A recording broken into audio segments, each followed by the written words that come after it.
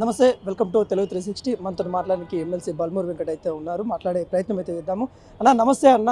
MLC స్థానాలు కాంగ్రెస్ గెలవలేదు, BJP గెలిచింది, వాళ్ళకి రంజాన్ గిఫ్ట్ ఇచ్చామన్నట్టు కూడా ఆ బీజేపీ నేతలు ఘనంగా మాట్లాడుతున్న సందర్భం వస్తూ ఉంది. ఎందుకు అలా ఓడిపోయారు అంటే ఏం చెప్తారు? ఈ ఆలోచన లేకుండా ఈరోజు గుండుగాడిగా మాట్లాడిందని చెప్పి ఇటువంటి గిఫ్టులు ఎన్నో ఇచ్చి ఆ స్థాయిలో కూర్చోబెడితేనే ఎమ్మెల్యే కూడా గెలవలేక లాస్ట్కి ఎంపీకి గెలిచి ఏడాడబోయి చెప్పులు మోసి ఈరోజు కేంద్ర మంత్రికి అయిన వాళ్ళు కాంగ్రెస్ పార్టీ గురించి మాట్లాడే స్థాయికి వచ్చిండు.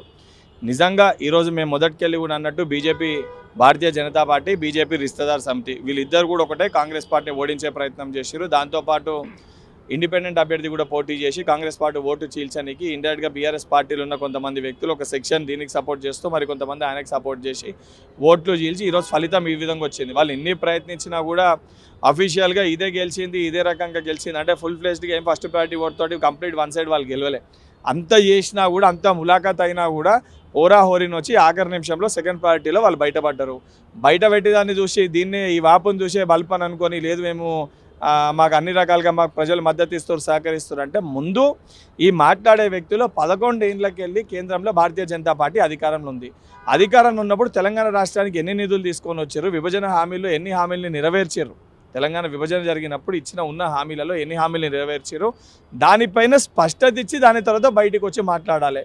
రంజాన్ అని చెప్పి దీన్ని మతపరంగా వ్యాఖ్యలు చేసి రాజకీయ లబ్ధి పొందుతున్న బండి సంజయ్ ఆయన సొంత పార్లమెంట్ కాన్స్టిట్యున్సీలో హుజరాబాద్ నియోజకవర్గంలో ఇల్లందకుంటలో రామాలయం ఉంది.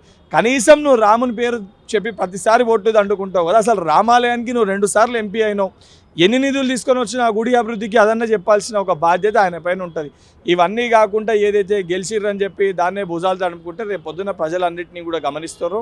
మీరు చేసి ఏ రకమైన సంక్షేమ పనులు మీరు చేస్తలేరు, తెలంగాణ పైన మీరు వివక్ష చూపిస్తుంది కేంద్ర ప్రభుత్వం అనేది కూడా గమనిస్తారు. రానున్న లోకల్ బాడీ ఎలక్షన్స్లో ప్రజల వీళ్ళకి తగిన గుణపాఠం కూడా చెప్తారు. బీఆర్ఎస్ పని పార్లమెంట్ ఎలక్షన్స్ అప్పుడు అయిపోయింది, ఇప్పుడు కాంగ్రెస్ పని కూడా ఎమ్మెల్సీతోనే పని అయిపోయింది. ఇక తెలంగాణకి ప్రత్యామ్నాయం బీజేపీ అని అంటా ఉన్నారు. ఇదే చూస్తాం. వాళ్ళు మొదటికెళ్ళి కూడా అదే మొత్తుకుంటారు. ఆల్రెడీ వాళ్ళు కేంద్రంలో అధికారంలో ఉన్నారు. అధికారంలో ఉన్నోడు 11 ఏళ్ళ వాళ్ళ రిఫరెండం చెప్పాల్సిన అవసరం ఉంటుంది.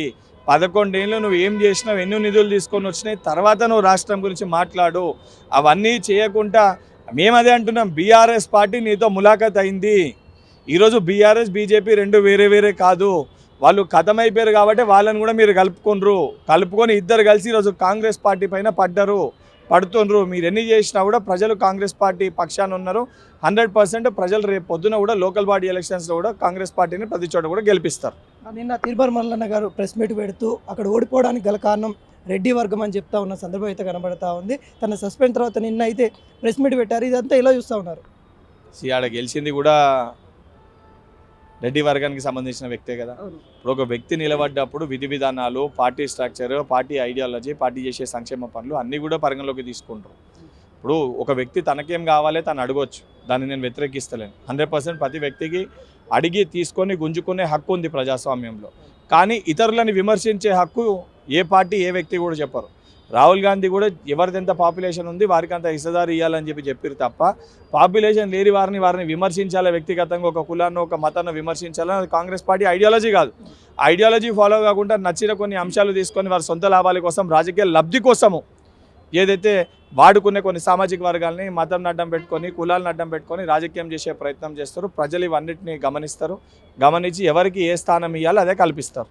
రాహుల్ గాంధీ గారు బీసీలకు అన్యాయం అయితే ప్రశ్నించండి అని అతను చెప్తా ఉన్నారు. ఇక్కడ రేవంత్ రెడ్డి ఏమేదో బీసీలు ప్రశ్నిస్తూ ఉంటే సస్పెండ్ చేస్తూ ఉన్నారన్న తరుణంలో మాట్లాడిన సిచ్యువేషన్ ఎలా చూస్తూ ఉన్నారు?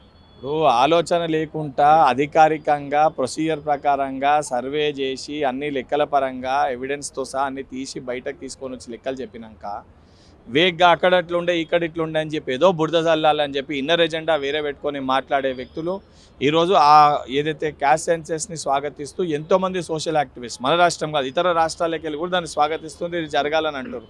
దాన్ని వ్యతిరేకించి జరగకూడదు, దీన్ని ఏదో రకంగా మళ్ళీ దీన్ని క్యాన్సిల్ చేయాలి, ఆపాలని ప్రయత్నం వాళ్ళు చేస్తారు. ఎందుకంటే వాళ్ళ రాజకీయ లబ్ధి వాళ్ళు ఏదైతే ఏ ఎజెండా వారికైతే ఉందో ఆ ఎజెండా పూర్తి కాదని చెప్పి ఇండైరెక్ట్గా దీన్ని ఆపే ప్రయత్నం వాళ్ళు చేస్తారు.